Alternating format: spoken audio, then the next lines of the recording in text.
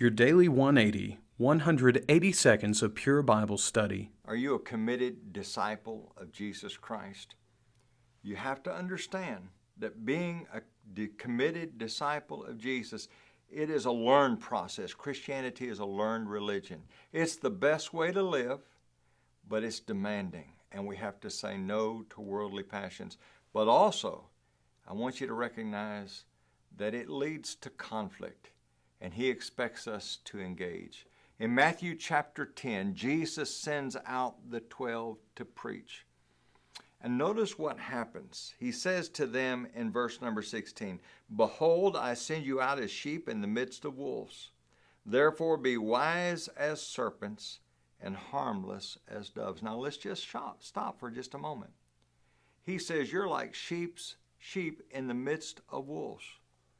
Now, sheep are pretty defenseless. You've never heard about a group of attack sheep. No. Sheep are defenseless. And He says, that's the way I'm sending you out. What kind of motivator is Jesus?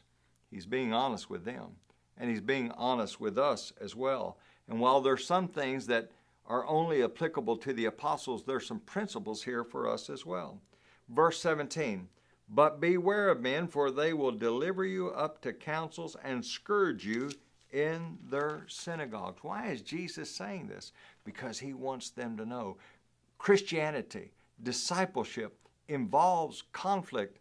Many people shy away from discipleship because they say, no, it shouldn't be that way.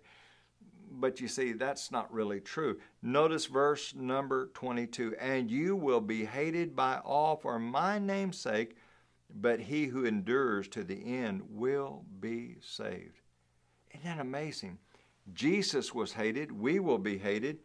Notice He goes on and He says in verse 23, "You will be persecuted." And then notice verse number 24, "A disciple is not above his teacher, nor a servant above his master." Now He's talking about discipleship. It is not enough for a disciple that he be like his teacher and a servant like his master. If they have called the master of the house Beelzebub, how much more will they call those of his household? Now I want you to get this. He's saying, you be like me. They call me a devil. Don't be surprised when they call you a devil.